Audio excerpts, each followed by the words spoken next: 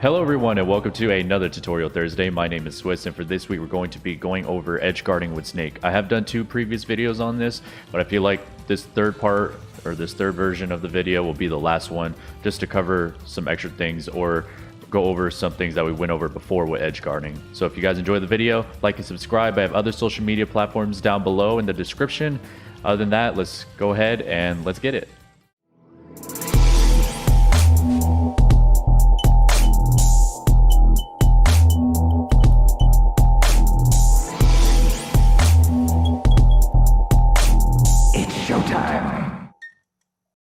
So the reason I'm making this edgeguard video is primarily because certain people that I played with or other Snake players that I've studied, it seems that their edgeguarding can use a little bit of work, and that's the purpose of this video, to help you guys in regards of getting better with Snake as far as edgeguarding goes. Edgeguarding is very important for Snake because that's one of his main advantage states in the game. So, you know, the stronger your edgeguarding is, the better you can create leads or comebacks, or just a lot of damage in general. So without further ado, let's go ahead and get right into it. The first step of edgeguarding with Snake is always making sure that you cover as many options as possible. What that means is that you have 5 options with Snake. You have grenades, C4, up smash, Nikita, and Snake himself, right? Those are the main 5 things that you have with Snake. So pretty much his projectiles and his body himself. So in doing so, you generally want to make sure you're covering options, because if you miss an option, that's going to be what your opponent is normally going to choose to get off of the ledge, because that's the safest area. All right, and we're going to go over each step, of course, or each version of coverage as far as the 5 points goes. The first one's going to be grenade. So when it comes to grenade, you obviously want to place them in spots where you think your opponent will be, or to force your opponent to not want to actually choose said option. As an example, let's say if I shield drop grenade here. So that's going to want to stop the opponent from rolling, because if they do roll, then they have to deal with grenade. So at that point, they're forced to shield, or they have to hurry up and get away from it. So in that case being said, since you have one spot covered, you could use Snake's body to cover up front, or any other option like C4 up smash or whatever the case is. Now, in doing so, one of the key things that you need to know or pay attention to is how your opponent is getting off the ledge. In this case being said, let's say no matter with whatever setup I go for, my opponent chooses the same option. Let's say every time he gets off the ledge, he jumps. So in that case, you have to really understand, okay, the first time he got off the ledge, he chose jump. So I'm going to try to cover that and see what happens. If he jumps again, then that might just be a habit that he has to just jump off the ledge. Or if they choose a different option, then it's going to be because you covered that option with whatever was necessary, whether it was up smash or, you know, light toss grenade or anything like that. So it's very important to keep in mind what your opponent is choosing while you're setting everything up. Now, certain setups are going to be for certain situations and certain matchups as well. So you have to keep that in mind too. So in this case being said, now grenade primarily is used to cover neutral get up or get up attack. If the opponent chooses to get up attack, they will hit the grenade, but they do not explode. So their invincibility frames will just pretty much not cause them to not get hit by the grenade. So if they do choose a get up attack, you could definitely punish if you're at roll distance with a dash attack or some sort like that. So generally though, you want to place grenade right on the ledge like that, so it covers, again, neutral get up and get up attack. If they choose get up attack, you can punish with a dash attack or some sort, or if they neutral get up, they have to either hold shield because of that grenade if they respect it, which can cause you to go in for a grab, and then you can use grab armor. Or if they jump, then you can use back air, neutral air, up air, or, you know, whatever the case is, or even up smash to try to cover their jump. So there's that. Now you can place a grenade here and right here to cover roll and neutral get up. Now in this case being said, though, you generally don't want to do that, because if you're placed in between the grenades, you have to worry about 2 grenades in between you. Or if you decide to not be close to those grenades, let's say, you have to be way over here. And a good rule in my book is that you don't necessarily want to put yourself too far away from the ledge, because if you're over here, the opponent doesn't have much to really be pressured about. So they could just get off the ledge very easily. It's going to be easier for them to get off of the ledge. So it's, again, very important that you do not put Snake far away from the ledge or run back to center stage. I think that's a very common error that Snake players will do. What they'll do is, like, let's say they'll throw a grenade here, they'll throw an up smash, and then they'll wait way over here. So in doing so, what the opponent can do is they can wait on ledge until the explosives go away, and then they can get up that way, or they could jump away, or whatever the case is.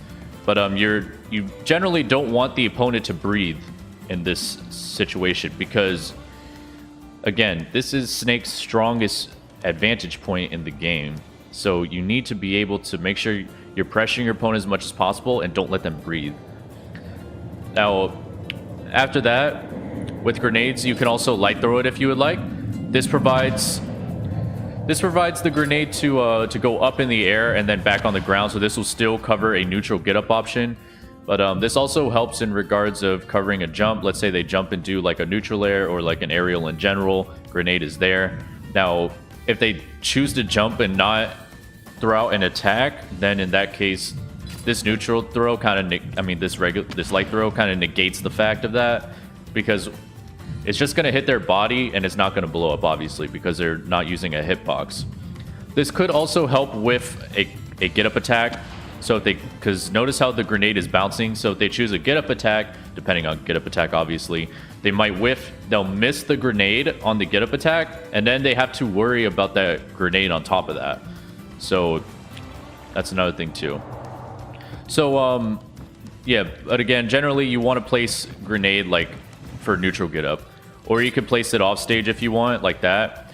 If they have like let's say an up B that could collide with it, like Samus's up B, let's say, and then you collide with it, then you could follow up with a back air, something like that. You can also place it on ledge right here for characters that have a recovery that kind of hits through the ledge. So something like swordies, like Ike, Chrom, Lucina, Marth, or, you know, even some other characters as well, not just them, of course. So you could potentially have them hit the grenade, and then you get a free back air. Or you could do this, wait for it, and then you could forward air them or something like that. But that's another good reason why you would want to place a grenade on ledge as well.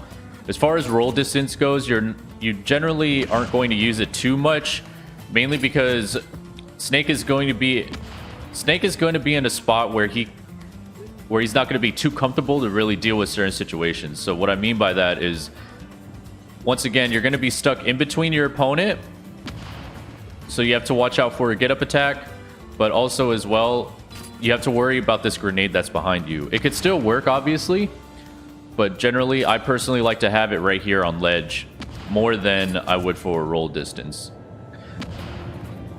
So after grenades, we're going to talk about up smash. Up smash is obviously the most known brain dead option that Snake has on ledge, you know, because you are able to pretty much spam it if you would like. Now, against more experienced players or players that know the matchup as far as how to fight Snake, up smash is going to work a lot less.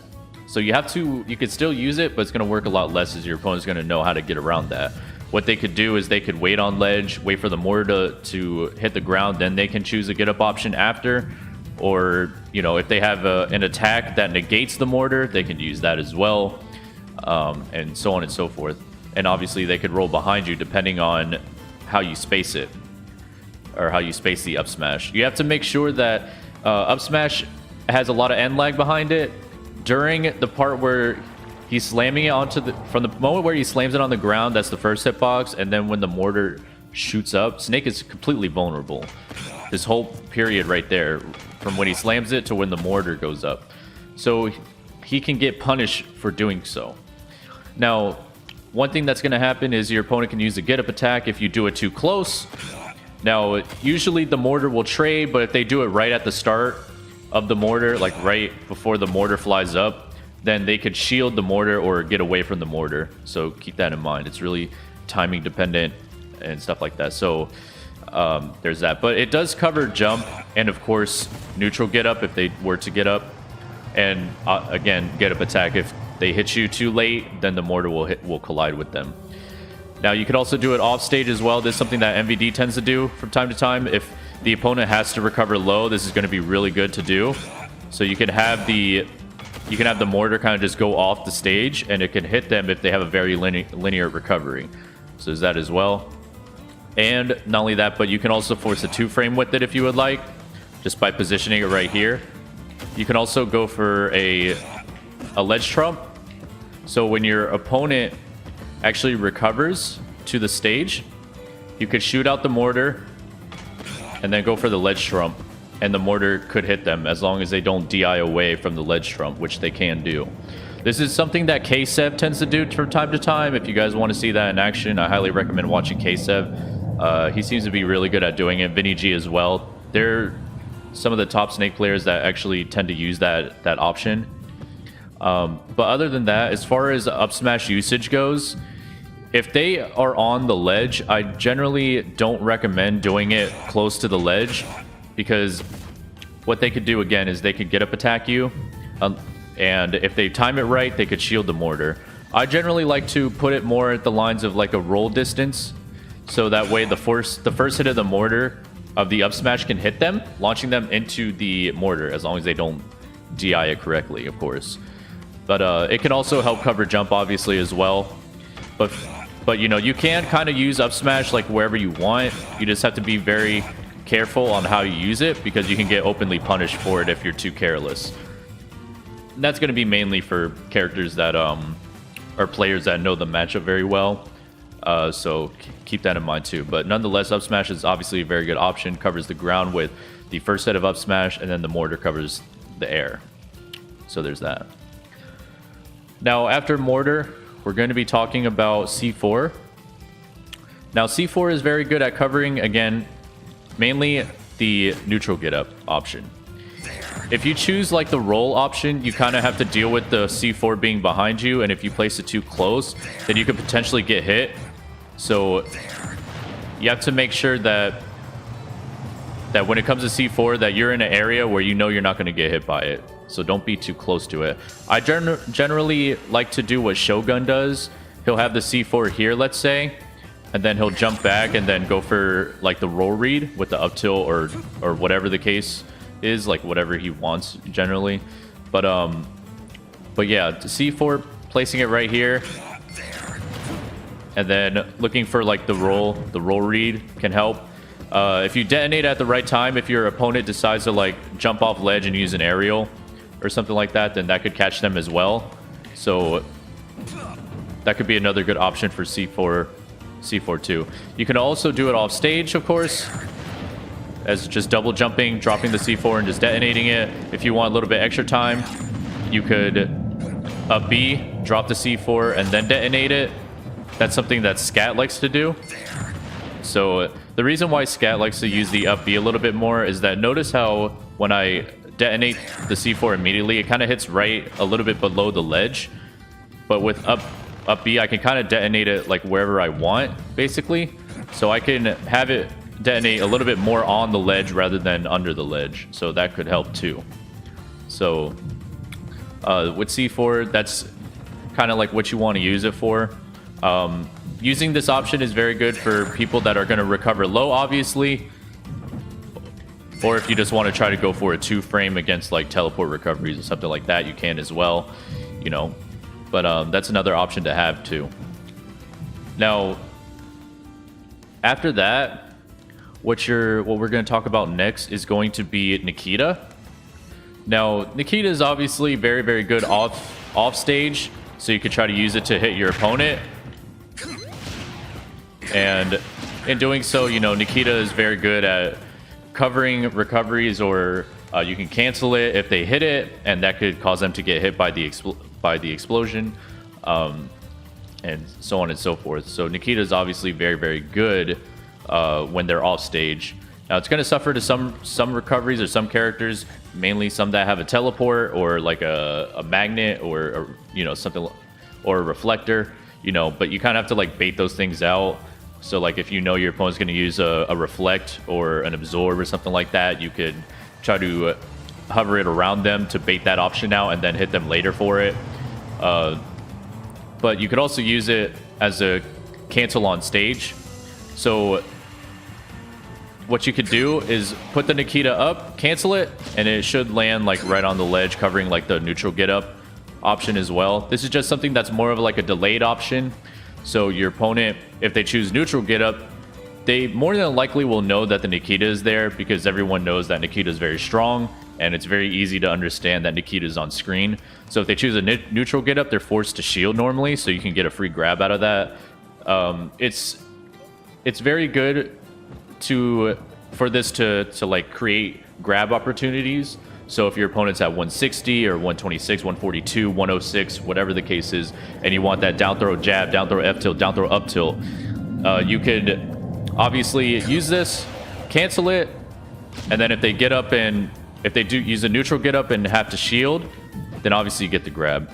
If they choose like a jump off ledge option, or like drop down ledge aerial or something like that, then that Nikita is going to be there as well. If they choose a jump, then that Nikita is there as well, depending on when you cancel it. If you go up super high or if you go up only a little bit, etc., etc. So it depends on also like when did you cancel the Nikita and where did you cancel the Nikita.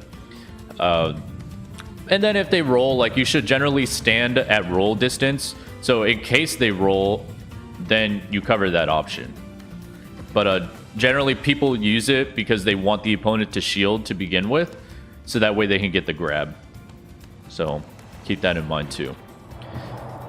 Last thing after that is just going to be Snake's presence. So again, like I was saying earlier, you do not want to stay away from the ledge like over here. I see a lot of Snake players that tend to set up like an edge guard and then they run way over here. And in doing so, again, you're allowing the opponent to just get back on for free. So you're giving up your strongest advantage point or advantage state to let the opponent get back on ledge, which you don't want to do. Always keep your presence close to the ledge.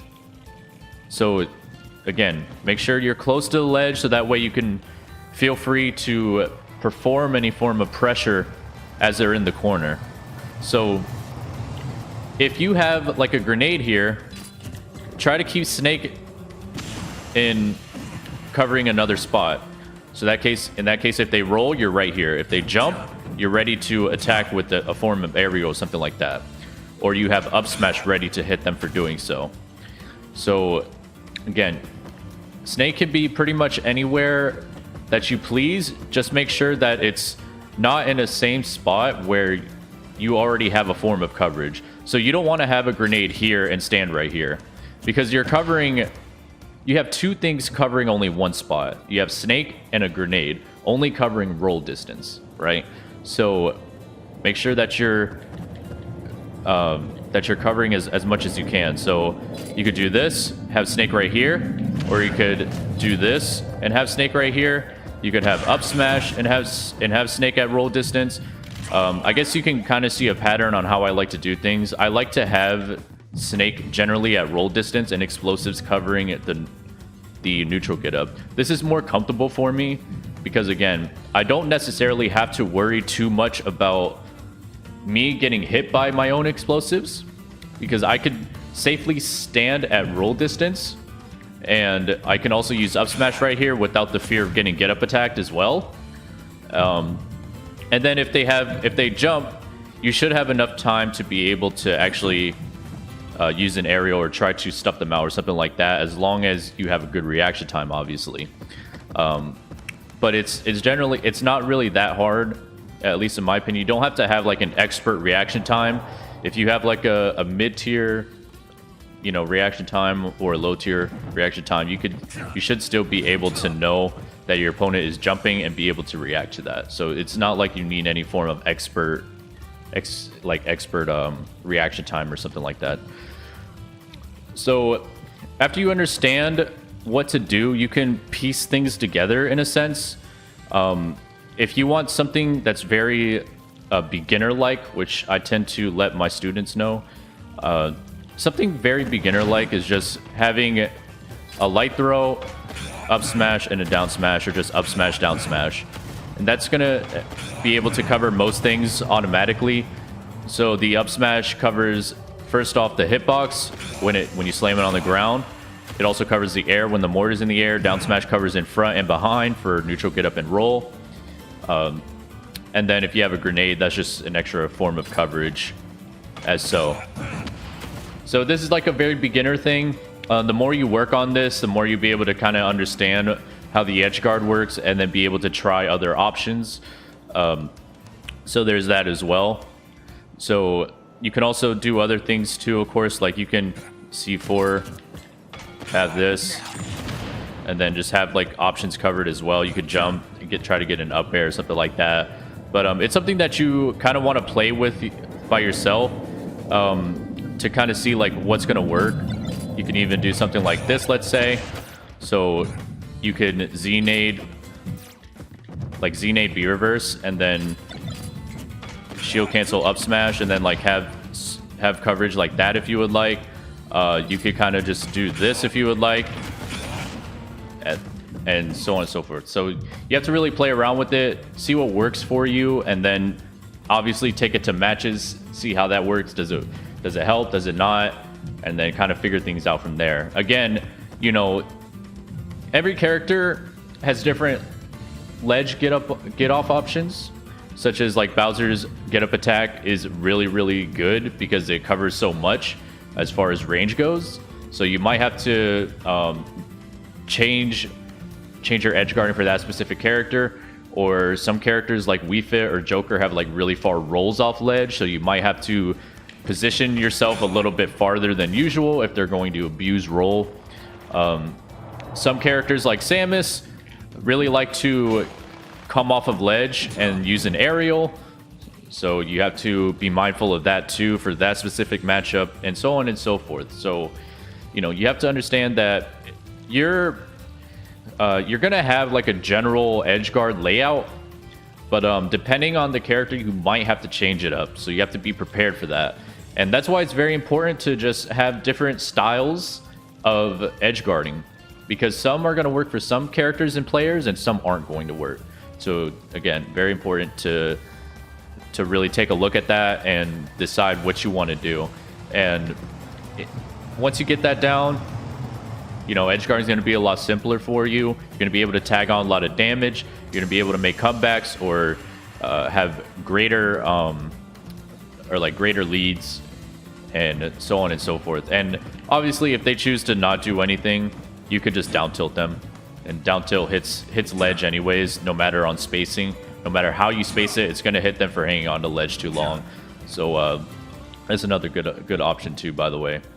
Other than that, though, that's pretty much a quick breakdown, even though the video is pretty long. So kind of like everything you need to know about edge guarding. If you want other things to know too, I kind of went a little bit more in depth in my last edge guard video, so feel free to check that out too.